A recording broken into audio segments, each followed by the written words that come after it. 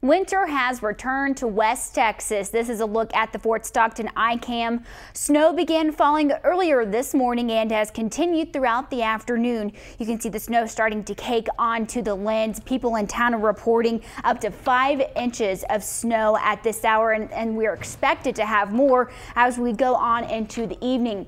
Weather Director Craig Stewart has been monitoring the winter weather all afternoon. Craig, I understand that some portions of I-10 are down to one lane because of the snow right now. Yeah, Tatum, that's right. And that would be in Pecos County. That's around Fort Stockton, where they've got anywhere from 6 to 7 to 8 inches of snow around the area. I want to show you what's going on right now because it's either snow or it's rain, and that's about the extent of it over the last hour. Here's what we have been looking at. So as you can see over Odessa, Midland, even toward the Stanton area, you've still got snow falling down. It changes from the rain to the snow, but right around Odessa over the last hour, we have seen that as snow. Likewise, just right around Loop 250 on the west side of Midland, you've got a little bit of snow as well. Stanton, Big Spring, just rain coming on down around the area, and then you get up toward Andrews and even into parts of, say, the Trans-Pecos.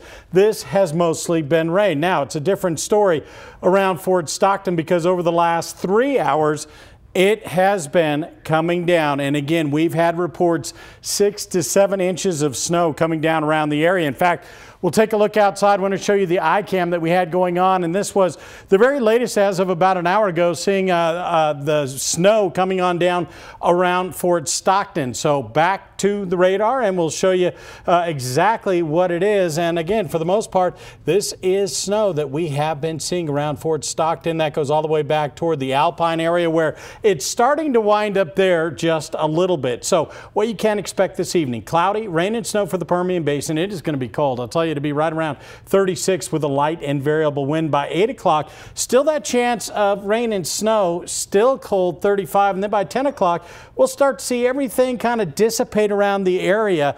Good news there, but still cloudy skies, 33 degrees. And again, traveling on I-10 right outside Fort Stockton. Either way on I-10 by Fort Stockton, it's down to one lane going to the west, one lane going to the east. Low visibilities, hazardous weather is going to be slick driving conditions as we get into the overnight hours with the wet roadways that we are seeing. They could start to freeze bridges and overpasses. So any kind of traveling definitely discouraged out of Fort Stockton. Really around our area when we get into the overnight hours and early into the morning, the bridges could be a main concern. So something we will keep everybody posted on, Tatum. Greg, thanks. Other parts of the Permian Basin have been impacted by the snow. Christopher Saul is in Jeff Davis County, where they've seen quite a bit as well. Christopher, you've been driving back and forth on these roads all day. How are they right now? Tatum, like you said, it's very cold here. You can see the snow. And like Craig said, Interstate 10 in Fort Stockton is down to one lane east and west. But here in Fort Davis, as you can see, the roads are still mostly pretty clear right now, though it's still not advisable that you drive in this sort of weather. Now, of course, those kids in Fort Stockton ISD have a delayed start tomorrow because of this winter weather as it continues to come down these big old flakes that are, going to make snowballs eventually. We'll see. But for now, it's still a picturesque scene here in Fort Davis. For now, live in the city, Christopher Saul, CBS 7 News.